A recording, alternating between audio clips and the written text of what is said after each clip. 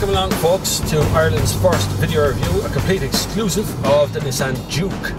This is the new offering from Nissan and another crossover of a crossover, okay? Because Nissan actually started off the entire crossover segment, the soft roader, with the Qashqai. Now I know there was other kind of soft roader stuff around before, but most of them had 4x4 capability or had some sort of quality of a 4x4. Maybe it had a girder suspension or a very high road position. Ground clearance was massive on some of them. But the Qashqai came along and was basically a tall car that looked like an off-roader but drove like a car. That was the point. That's where it is. And that's where the Juke is aimed for, but a smaller, more fashion-conscious segment. And why I say smaller is that the footprint of this car is tiny. It's smaller than most 5-door hatchbacks. Footprint-wise, you can fit it into a very small parking space. But the beauty of it is that from in here, it feels like you're driving a massive car. You look out at those bug eyes on the bonnet, those special sticky up bits, and you suddenly think, hang on, I'm driving a Range Rover. It feels huge from in here, but outside, looking at it, it's small. And that's kind of weird, but it works. It works for the Juke, and it worked for the Qashqai. The Qashqai had the same feeling, that same idea, that you were in a much bigger car than it was.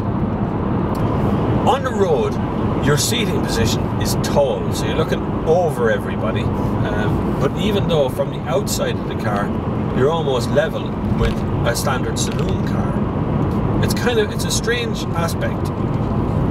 You feel taller than everybody, you feel like you're looking over the top of everybody, but actually when you park it side by side with a 5-door hatchback, it's almost the same size. It's not that different.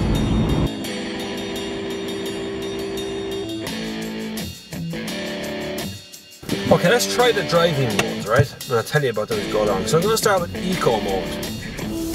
Now in Eco mode, the car is dulled down, so throttle response isn't great. You push your foot down and, well, not that much happens, to be honest with you. Traction control comes on full, everything is there, all the nannies are on to try and make you save as much fuel as it can, right? Now, I'm not convinced it actually does much other than have a pretty screen, you know, to tell you about much, because if you watch the actual fuel gauge up here, I mean watch the actual kilometers per litre being used, it works out about the same as being in normal mode. So switching to normal mode gives you all the power of the engine, all the torque, everything that comes on that it can have. So when you push your foot down, you do get a response. It does come on, it does get going after a bit, okay? It takes a little while for it to do so. When it does, it's quite sporty feeling. Now in sport mode, you get all the power, so as soon as you touch the accelerator, it's like... Now it's no great shakes, don't get me wrong, this is not earth-shattering acceleration or anything, but there is a noticeable difference in the actual feeling of the car. Now, handling-wise, this is taller than a 5-seat hatchback, okay? So when you turn in, it rolls quite a bit, okay? So, but not that dramatic. It keeps tight on the ground, but if you roll on the wrong corner, if you turn in just at the wrong time and hit the accelerator, you find that traction control kills all the fun straight away, okay? Now, if you press the button over here that turns off the traction control, well, you wind up in a whirlless understeer here, folks. I'll show you. We'll see. Here we go.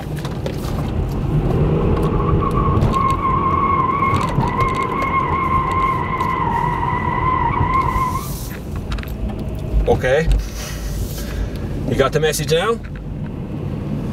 The car is very front heavy, being a front wheel drive, small wheelbase tall car, you wind up with understeer, a lot of understeer. And that's the fact you wind up in a world of squealing tires